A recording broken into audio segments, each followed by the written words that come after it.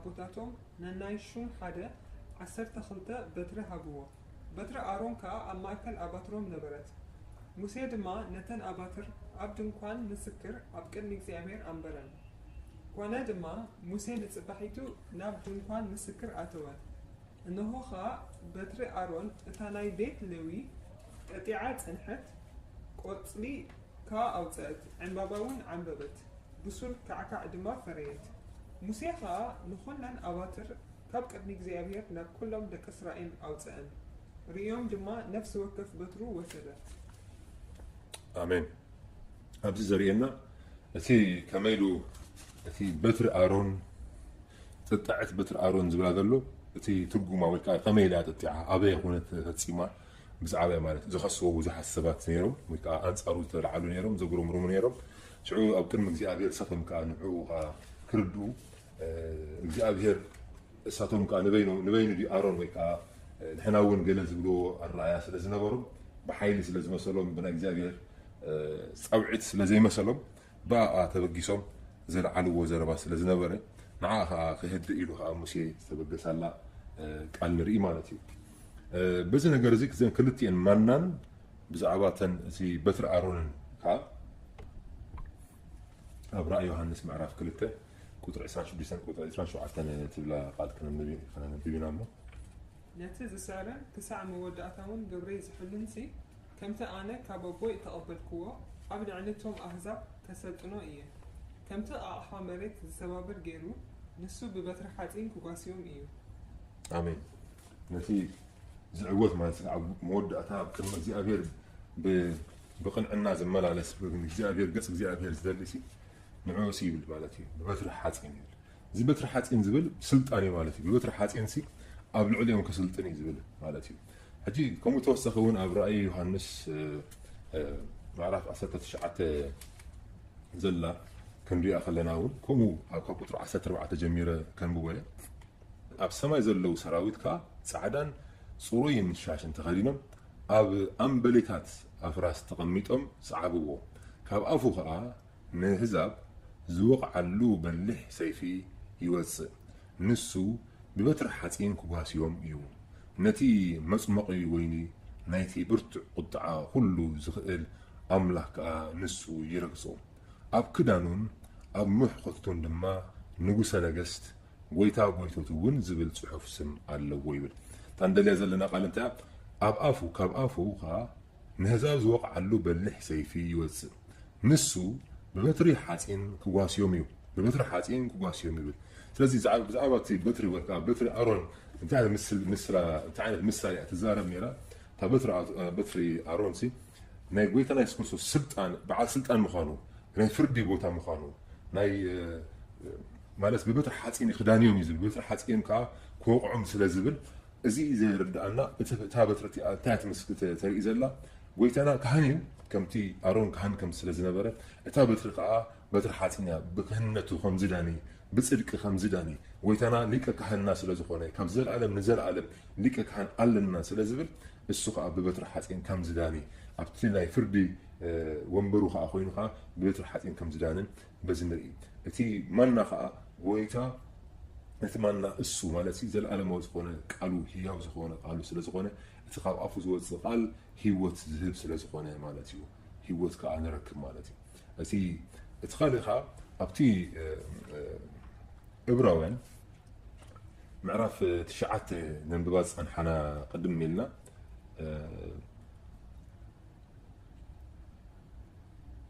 ኣባ ጽንሓ ወርቅን ብኩሉ ወገኑ ብወርቂ ተለበጠ ታቦት ኪዳንን ነበረ እሞ ንሱ ነተን ማና ዝሓዘት ፍዮ ወርቅን ዝጠጥዐት ዘንጊ ኣሮንን ወይ ከዓ በትሪ ኣሮንን ጽላል ኪዳንን ዝሕዝ ነበረ ይብል ዝሕዝ ነበረ ኣይናይ እዚ እቲ ታቦት እዩ ዝሕዝ ነይሩ ታቦት ከዓ ካልእ እንታይ ይብላ ኣሎ ዘንጊ ኣሮንን ጽላት ኪዳንን ዝሕዝ ማለት እዩ ናይ እግዚአብሔር ቃል ኪዳን ጽላት ተን 10 ትእዛዛት ዝነበረን ጽላት ንዕን ከዓ ዝሕዝ ነይሩ ይብል እሰን ከዓ እግዚአብሔር ኣምላኽ ካብ ሰማይ ማለት እዩ ትእዛዝ ንኣሮን ትእዛዝ 10 ትእዛዛት ዝሃበና ማለት እዩ እዚአን ፍሉይ እዚአን ጽላት ተባሂለን ጽዋዕ ሕጂ ዘን እዚ ከዓ ኣበይ ነይሩ ማለት እዩ ኣብቲ ታቦት ነይሩ التابوت انتهى يقلت مالتي نأجزابير قدسنا قدس سفرة مخانو قدامي سب بحاتياتو نابتي مجارجة آياتوني حليف آياتوني نيرو كلايكا كانت نحن وقتهم حتى نيروهم حتى توم نحريت ناززون يروم أو يموتوا سلازنبهم كل جزء بزعبة نفسهم توم كهنات بهالو بزعبة نفسهم مسواتي يقولون يروم توم ليك كهنات ويتوم جديهم زبصهم سبات كعطوا خلوه مالتي بزي حدا أب كالأملاخ أبز خمزي ترى زبصحو سباتون كنت رأينا خلينا ترى بوتاز زبصحهم مالت جديهم بزحيو أبتي قدوسان سفرة كعطوا مالتي ترى زبصحهم سبات أهلو أبزي نجار زخريو خلنا نقبلنا بالأملاخ نذكرون حتىنا يوحنس متمقسي ودو أبو مالتني يوحنس متمق أبو ناب أفل جدي ومزبسح مالتي قطر شمونت ونجيل لوكاس قطر معرف حدا قطر شمونت لا مالتي ونجيل لوكاس معرف حدا قطر شمونت انتي تقول كون دما بترى وجنو مالتي وجن بتي وجنهم درجة سلازنبرهم يتقبت مسرعهم سلازنبرهم بترى وجن أبقدني أملاخ جبري خهنات كجبر بل أبقدنا أملاخ جبر خهنات كجبر كم لمار كهنات نبيت مقدس أملاخ آتيو أتآن كعتن بعجة بسحو بتجزي أتآن كل أتي بزحي حزبي بوصاي خوينو يصلي نبره بتوجن يمان مسوئي أتآن دما ملأخ እግዚአብሔር ደዊሉ ተራዮ ዘካርያስ ከዓ ርእይዎ ሰንበደ ፍርሓቱን ወድቆ እቲ መልአኽ ድማ በሎ ዘካርያስ ጸሎትካ ተሰሚዑልካ እሞ ኣይትፍራሕ ሰበይትኻ ኤልሳቤጥ ወዲ ክትወልድ እያ ተወልደልካያ ስሙ እውን ዮሃንስ ክትሰሚዑ ኢኻ ኢልዎ ማለት እዩ ብድሕሪኡ መብዛሕትና ነዚ ንፈልጦ እዩ ማለት እዩ ስለዚ نقوليهم جيدا بس حم نيرو مالتي أبتي أقلقلوت بتجيدا خم زكورو نرينا مالتي أبتي أوروان سجا ب يوحنس أبو زكرياس مالتي كابز رد أنا إذا تابوت أبتي تابوت كأتو غلو كم زفرحهم كم زنبرة مال آخر أو كم سنبرة أو خات مال آخر كم تزاربو برحري أول كزارب كم زي كعلى نري مثل مال آخر كم زجان حوم مالتي وسلاخ عمن سلازي مخالو بدحريتهم سباتون زرعي ودرجة خبشو تشمون تابت الشعات ورحي زأكل يوحنس أي تزاربن قال تزاربن كعلى نيرو يسمع تراين نيرو كابتا زمت أتو زي ما نو زمت أتو مقطعات مالتي هدي أبزقن زدلين نازل له نت بنتايا جدي بتصحون جدي بتتر بس مسحون قابتي أقل جلوت كم زفت سمون زنبورو نري لذي نبتي تابوت المخيط تابوت كا خمل لس انتجنا أبتي تابوت كا صلات مانا بتري يرو مالتي مانا بتري هارون تازي زعنببت بتر هارون إننا توسخ تخصصي صلات كم زنبره صلات كيلان كم زنبره قال أملاخ ينقرنا مالتي إذا عذري إننا ويتايس كريستوس زفرد أملاخ مخانو أمسكال ويتايس كريستوس أمسكال يكون عندنا أمسكال زنبره كله وديو على كبر خمزلو ويتاون نيفردي أملاخ بفرديون كذي كأبقني خم نقرب ما نمسك كل سبسي مجمع يموت ده حركة فرد الله تسلزبل بقن ويتا خاب بفرد خم نقرب كلها نخات حتى تزمتي كله نجرنا خا من لاستخم كون كم زخناون كلام أملاخ يزاربنا لذي እግዚአብሔር أملاخ سمو تمسجن يقول أتي بترنا እግዚአብሔር زملس بترنا እግዚአብሔር كا بفرد خا زفرد لذي نايكن الناس مثلون يري ويتناس كريستوس ملو كهن وليك كهنا خمس خانة زجلس كنا خبري كده عندها جلسة خمس لازنبرة بتاعنا تبتر عارون مثالي ون يلصقنا على مالتي ስለዚህ ስም እግዚአብሔር ተመስገን ይሁን በዚህ ነገር እዚ ሪቫይዝ ንምግባር ብጽሙቕ ዝበለ ነገር እንደገና ሓደ ንምድጋ ብዛዕባ ቤት መቅደስ ኣምላኽ ምሕደር ኣምላኽ እግዚአብሔር ንህዝቡ ክሰርሑ ኢሉ እግዚአብሔር ንሙሴ ከም ዝኣዘዞ ኣብ ማእኸሎም ምሕደሪ ኣብ ማእኸልኩም ማእኸል ህዝቢ محدر خبر دليل لهمو أما أخلهم سي محدر خسرحوا كم زلوا أبتي نتي وسن حصل كا ويكا أسأله تباهي لسوعها أو بوسن وكله توم لوين كم زنبرو مجمرة توم بدحري زلوا خا أبتي حصل بدقيقوا خا زرينا إسرائيل ثم عصرت خلت نجدات ينورو خمس نبرو نرئي مالتهم أمونجو تهزبن أمونجو تي دمكان مرخابن كا توم ليوان نور نيرم توم ليوان كا تفلالي أجل جلوتات نير وم مالتي كابت إسرائيل كاب كله مقداس نقلن كله نيسبات الشر المقبل كله يجبر نيرم نمت زي بيت مقدس تقولون نيرم زي بيت مقدس زيو بيت أملاخ قينوسي تي توم سبات عبزين جرون كون كله بتحد وسن وابتبيت مقدس ابتناي سلومون زمن مال زي ابتناي مش زمن ناس زرارينا ابتناي سلومون زمن كما ابتناي سلومون بيت مقدس سلسس حلو اوان بتناي قويتنا يسوع كريستوسي او شيطون يلبوطون سلازنبرو قويتاون نتي نتوم شيطون يلبوطون زنبرو بيتي سي بيت صلوت تبعي صواع سخاتكم كا يلوخ انتم عاوز نبرو شيطون قحلون دابلخا كابتي بيتون ابارون كم زنبره انري مالتي قناعات لبوخ مالتي قناعات بيت كاسي بل عن سلازبل مالتي زخ ازرينا ابتي كان ابتي بوت امسي نغريو ناي نغري بوتاس خلاص غبر همز غبر ونري مالتي ناي نغري زي كون እግዚአብሔር قلم الله او قلم الله زي برب ነገር እሳቶም او اشرفتن شيتن كا او خطقمሉ ቶም ካህናት ፈቂዶም እዚ ከዓ በዝም ዝተፈል በዝ ካብ ዝተልዓለ ከዓ ጎይታና ከዓ ከም ዝገርሖም ከዓ ካብቲ ቤት መቅደስ ከዓ ካብቲ ናይ ጸሎት ቤት ከዓ ከውፅኦም ከዓ ከሎ ንርኢ ኣብቲ ናቶም ዘምልኹሉ ቦታ ኣይኮነን ገይሮሞ ኣብቶም እቶም ናይ ኣይሁዳውያን ዘይኮኑ ግን እግዚአብሔር ኣምላኽ ዘምልኹ ሰባት እግዚአብሔር ኣምላኽ ጸሎት ዘቕርቡ ሰባት ኣብቲ ናቶም ቦታ እዮም ዝገብርዎ ነይሮም ካብኡ ተልዓለ እውን ጎይታና ኢየሱስ ክርስቶስ ከም ዝገርሖም ንርኢ ማለት እዩ ካብዘን ኩለን ዘለዋ ነጥብታት ተናቑሑት መሰዊ ኣስራዚ ርኢና ዘራሪብና ተኻልኢት ከዓ ኣብቲ መሕፀቢ ሸሓነ ርኢና ኣብኡ ማይ ከም ዝኸውን ኣብቲ መሰዊ ኣስራዚ ከዓ ኣብኡ በጊዕ ድዩ ወይ ከዓ ሙክት ድዩ ገንሸል ኣብኡ ከም ዝቐርብ ኣብ ነቲ ገንሸል ከዓ እቶም ደቂ ኣሮን ርእሲ ናይቲ ገንሸል ሒዞም ሙሴ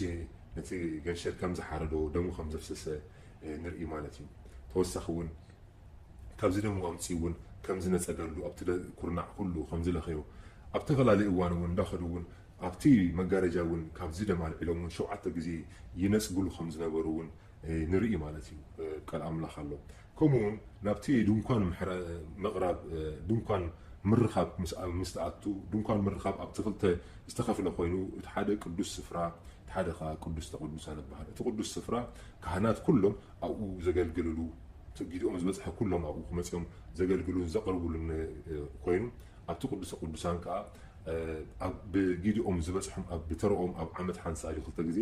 ብዛዕባ ህዝቦምን ብዛዕባ ሃገሮምን ብዛዕባኦምን ዘምፅዎ ጸሎት ማለት ዘቕርቡ ማለት ነው እግዚአብሔር ኣብቲ ቅዱስ ስፍራ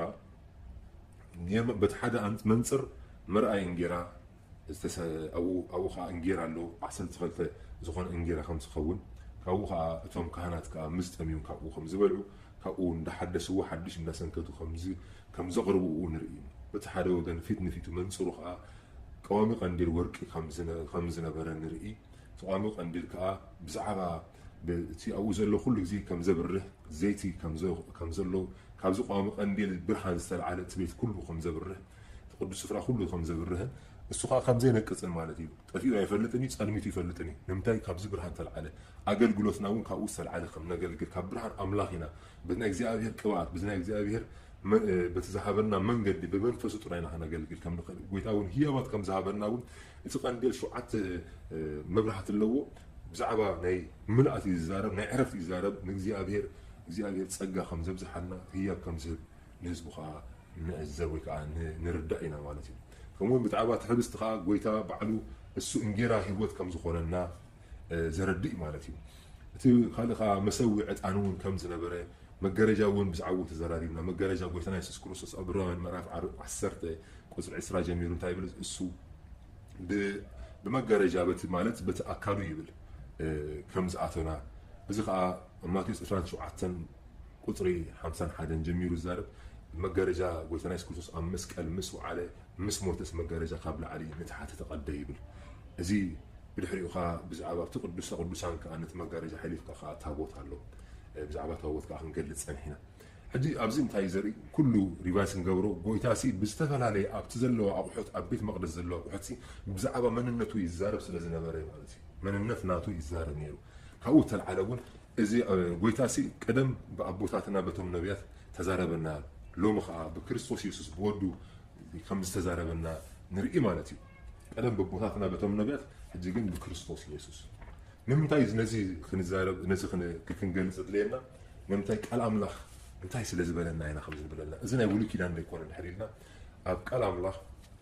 اب حدش كيدان معراف قداماي قرنطوس معراف 3 قداماي قرنطوس معراف 3 كابون قالوا 3 قصات كنا نبينا مالتي قداماي قرنطوس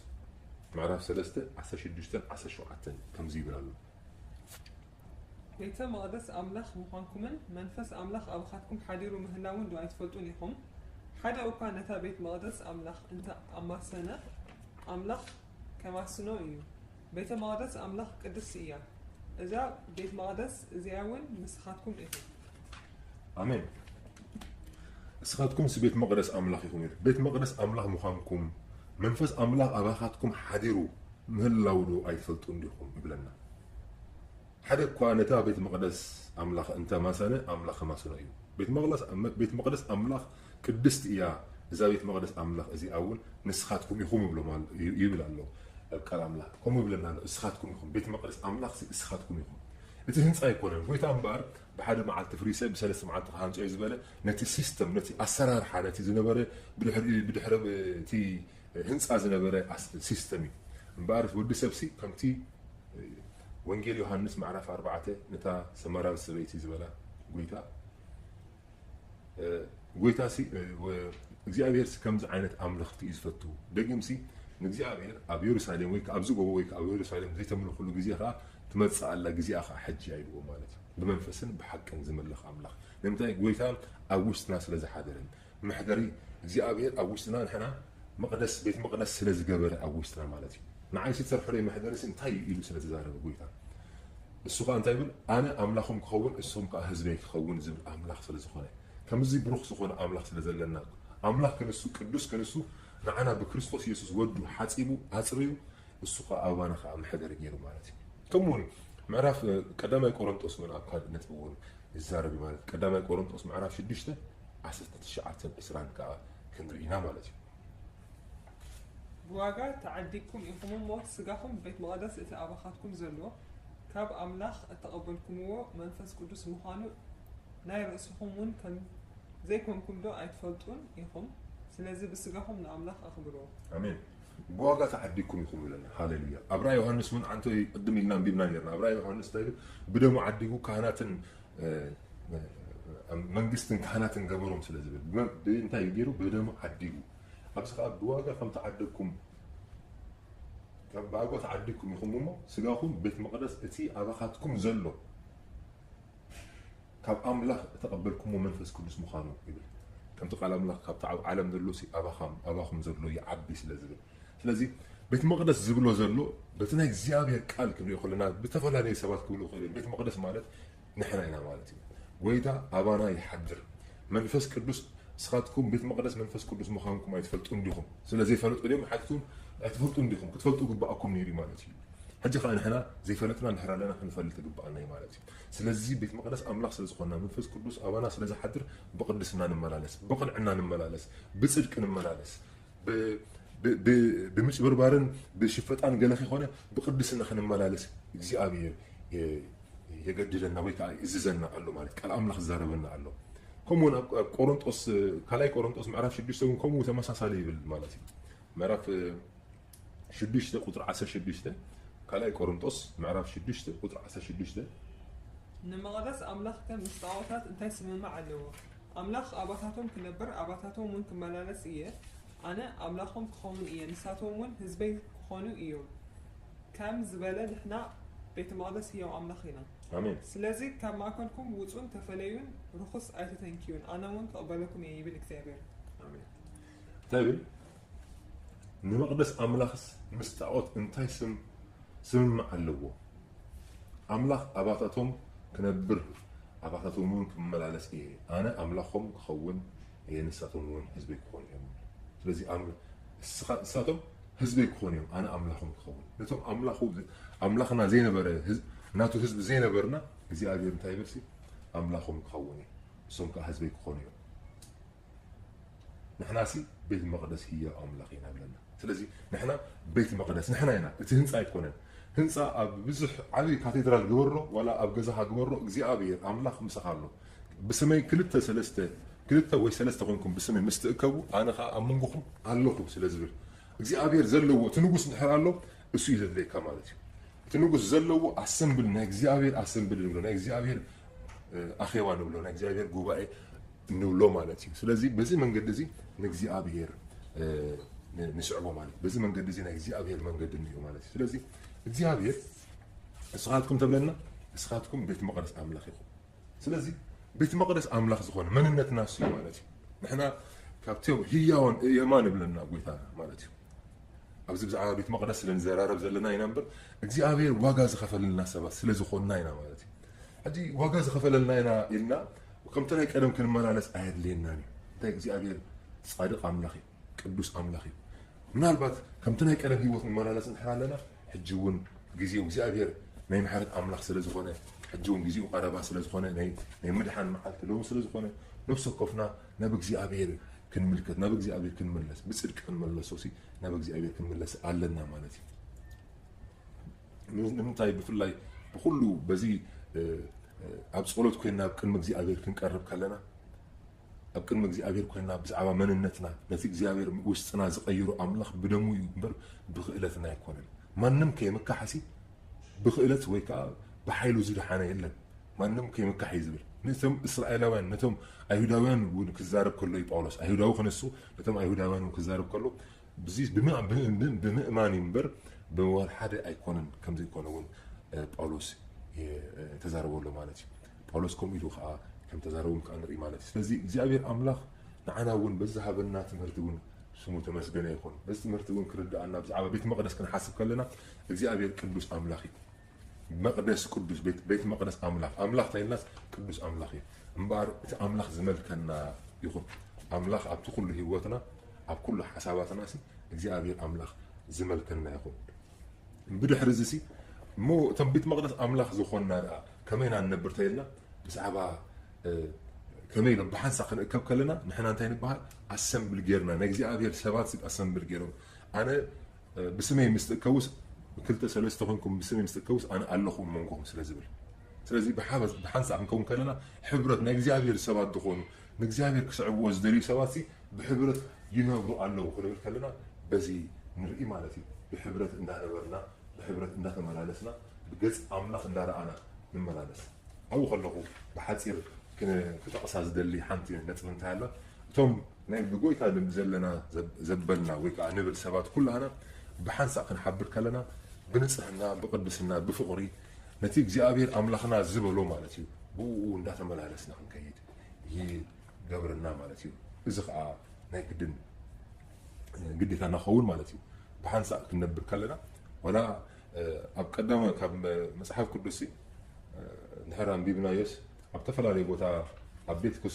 ክርስቶ ዘላ ቤተክርስትያን ወይ ከዓ ሕብረት ሰላም በለለይ ይብል ጳውሎስ ማለት እዩ እንዳንንፋ ይብል ካልኦትን ተወሰኸውን ከምኡ ይዛረብ ማለት እዩ ሰላምታ ይቐርብ ነይሩ ታዩ ናይ ህንፃ ኣይኮነን ዋና ወሳኒ ናይቲ ሰብ ብሓንሳእ ሓቢሩ ናይ ፍቕሪ ሰባት ኮይኖም ምምልላሶም ናይ ፍረ ሰባት ኮይኖም ምምልላስና እዩ እቲ ዋና ኣድላይ ማለት እዩ ስለዚ በዚ መንገዲ እዚ ካል መዓልቲ ኣብ ካል ቶፒክ ወይ ኣብ ካል ኣርእስቲ ብዛዕባ ቤተክርስትያን ወይ ከዓ ሕብረት እንታይ እዩ ወይ ከዓ ነቶም ብሓባር ናይ ጎይታ ዝኾናሲ كميلنا أنا خلنا نبر نيجوي تزغلنا سباسي كميلنا أنا نملا على سدلنا تيلناسي انتهي نطلات انتهي برز اللو تيلنا كلها هنا بحنس أزلنا እግዚአብሔር بحبرة بسلام بفقري بحالة كنملا على سمالتيو بغرب بحال كنملا على እግዚአብሔር يدلينا حلاف الناس توم بحنس نيجوي تزغلنا سبات بحنس خنحبر كلنا حلاف الناس ناس انتهيو يزبل أوها خلينا نتبول كنزتن خلينا وكن زرارب كن خلينا خلينا مهار خلينا بحد صار ثم أجن نخلي معلتي من البات عشان نراقب حنتي نتاخذ الخير توم كلهم بقولتها زخنا ويتنا يسوع كريستوس سلز عززنا إذا آمن ستم آخر حين سلز بلنا إحنا مجمرة إحنا نسحقاتنا نقولتها إذا آمننا كنكون كم زلنا نقولتها إذا آمن خاء نفس كلوس أوش تخمز حدر ዮሐንስ ምዕራፍ 3 ቁጥሪ 16 22 ይነግረና ካልኻ ዝኣመነኻ ክጥምቕ ከም ዘለዎ ከዓ ከምዚ ማቴዎስ 28:18 ዝጋ 20 ዝኣመነ ዝጥምቐን ስለ ዝብል ጎይታ እንዳጠመቅኩ ብስመይ እንዳጠመቅኩሞም ስለ ዝብል ሳልሰይቲ ከዓ ብፍቕሪ ማለት እዩ ቀዳማይ ምእማን ኣለና ኣሚኑ ብንስሓ ኣሚኑ ንጎይታ ክኽሳብ ሰብ መንፈስ ቅዱስ ከዓ ውሽጡ ስለ ዝሓድር ኣሚኑ ስለ ዝስዕብ ካልኣይ ከዓ ክጥምቕ ከም ዘለዎ ዝኣመነ እንታይ ዝብል ጎይታ ዝኣመነ ተጠምቐን ስለ ዝብል ሳልሳይ ከዓ ብፍቕሪ ንኩሉ ነቲ ንገብሩ ብፍቕሪ ክንገብሮ ከም ዘለና ማለት ብሓልየት ክንገብሮ ከም ዘለና ድራር ጎይታ ከዓ እንዳወሰድና ድራር ጎይታ ኩሉ ግዜ እቶም ሕብረት ናይ ጎይታ ዝኾኑ ሰባት ብጎይታ ብደሙ ዝተዓደጉ ሰባት ብሓንሳብ ሓቢሩ ከለዉ እዚ ከዓ ንመዘከርታ ይግበርዎ ዝበለና ብሓንሳብ ሓቢርና ድራር ጎይታ ክንወስድ ከለና ጎይታ ምሳና ምሳኻ እውን ኣለና ስጋ ሕጂ እውን እዘካ ኣለና ንብል ብጸሎት ከዓ ማለት እዩ ብጸሎት ንሕዋትና ንህዝብና ነቲ ኣብ ተፈላለዩ ቦታ ዘለው ኩሉ እናፀለና ነቶም ናይ እግዚኣብሔር ሰባት እናፀለና ነቲ መከራ ክትሰምዕ ከለና ብዛዕባ መከራ ዘለዎ እናፀለና ክንነብር ብዛዕባ ካልኦት ክንማልድ መንፈሳዊ ውግእ ኩሉ ክንቀርብ እግዚኣብሔር ኣምላኽ ቀሪብና ክንመላለስ ከም ዘለና ኣብ ሕብረት ዘሎ መሃብ ከም ዘለና እቲ መሃብና ከዓ ነፃ ሕጉሳት ኮይንኩም ወሃብ ስለ ዝብለና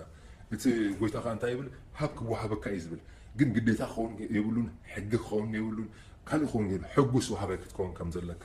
ስለ ዝብል ቃል ኣምላኽ ኣብ ቆሮንጦስ እውን ከብለና ሕጉሳት እግዚኣብሔር ሕጉስ ወሃባይ ዝፈቱ እሞ ሕጉሳት ወሃብቲ ክኾኑ ስለ ዝብለና ንወንጌል ነቶም ድኻታት ንኸውን እምበር ንካልእ መስፋሕፍሒ ክኸውን እግዚኣብሔር ኣይፀውዕን ንድኻታት ክኸውን ንወንጌል ክኸውን እግዚኣብሔር ብስኡን ክርከብ ስለዚ ይደሊ ማለት እዩ እቲ ካልእ ነጥቡ ከዓ ንካልኦት ደቂ መዝሙር ናይ ክርስቶስ ምግባር ታዘ ዋና ኣድላይት ከዓ እንታይ ኣላ ሰብ ንጎይታ ምፍላጥ ጥራይ ከይኮነ ኣሚን ኣለኹ ጥራይ ክብል ከይኮነ ወዲ መዝሙር ናይ ጎይታ ናይ የሱስ ክርስቶስ ኮይኑ ደቂ መዝሙረይ ግበርዎም ስለ ዝበለና ወዲ መዝሙር ናይ ጎይታ ኮይኑ ክመላለስ ሰብ ማለት ኣብቶም ብሕብረት ናይ ጎይታ ዝኾንና ሰባት እዚ ንሕና ጎይታ ዝሃበና መኽሊትና ወይ ከዓ ጎይታ ዝሃበና ጾርና እሱ እዩ እሞ ብኸምኡ ካልእ መዓልቲ ክንዘራርብ እግዚኣብሔር ግዜ ይሃበና ብኩሉ እግዚኣብሔር ምስ ኩላህና ይኹን ምስ ኩላኻትኩም ይኹን ነቲ ቃል ከዓ እንደገና ክትፅሕፍዎን ክትመምይዎን ከዓ ተስፋ ይገብር እዚ ቃል ከዓ ውስጥና ይሕድር ፍረ ከዓ 30 60 100 ከዓ ዘፍሪ ይኹን ስም እግዚኣብሔር ተመስገነ ይኹን